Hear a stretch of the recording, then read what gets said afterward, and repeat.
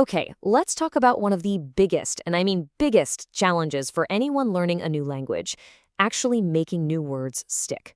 If you've ever felt totally overwhelmed trying to memorize vocabulary, you know exactly what I'm talking about. But there is a much better way. So you open up your book, and you see a list just like this one.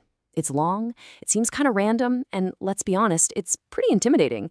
The first thing you probably think to do is just repeat the words over and over again, right? But we now know that's one of the least effective ways to get them to stick in your brain for good. Does this look familiar? Just staring at a list, trying to brute force words like continent or expert into your memory, only to have them totally vanish a day later? It's incredibly frustrating, and trust me, you are definitely not alone in feeling that way. But what if I told you there's a much smarter, way more intuitive method to learn? A method that actually works with your brain's natural talent for making connections instead of fighting against it. See, it's not about repetition at all, it's all about relationships. This technique is called thematic linking, and the whole idea is really simple. Instead of looking at words as these separate, lonely little items, we're going to group them together based on a shared theme. This creates this awesome mental web, so when you remember one word, the others are right there with it, all connected. So here's our game plan. We've talked about the problem and the smarter way to memorize.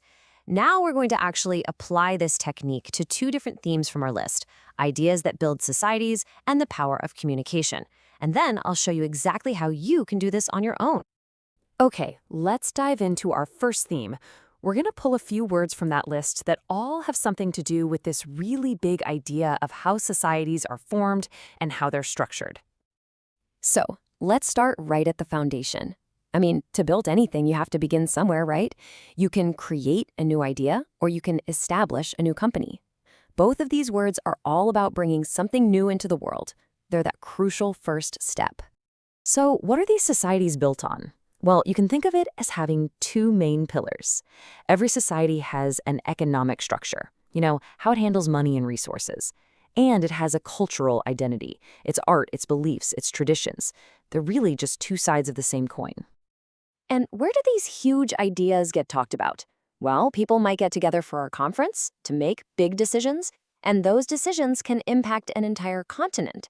See that connection? We're zooming way out from a single event to this massive geographical scale. And here's where the magic really happens. We can now take all those words and weave them into one single logical sentence. Leaders from every continent attend the economic conference to establish new policies. By putting them into a little story like that, your brain remembers the whole group, not just the individual words. It's so much more powerful. Awesome. Okay, on to our second theme. So if societies are built on ideas, how are those ideas actually developed and shared? This next theme is all about communication and knowledge. First things first, who shares the knowledge? An expert.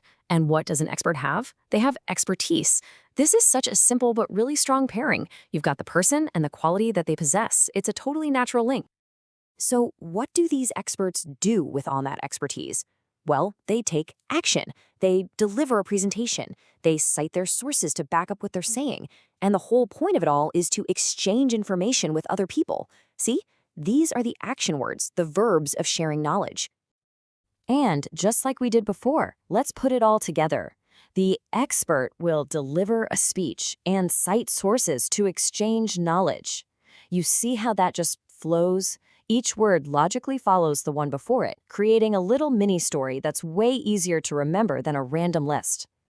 All right, now for the best part. You can do this with any vocabulary list you get. This is a tool you can actually use to completely transform your own learning process. So let's walk through exactly how you can apply it yourself. It's really just a simple 4-step process. First, just scan the list. Look for patterns or general ideas. Second, try to identify 2 or 3 key themes. Third, group your words under those themes. And finally, and this is the most important part, create a simple sentence or two for each group to really lock in that connection.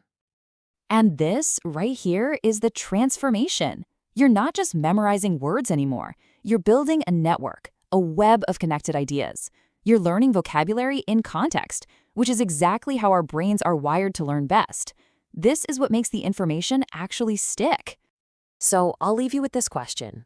Go back and take another look at that original list. You'll see words in there like artistic, contribute, encourage. What kind of theme could you build to connect those words together? The power is now in your hands. Happy learning!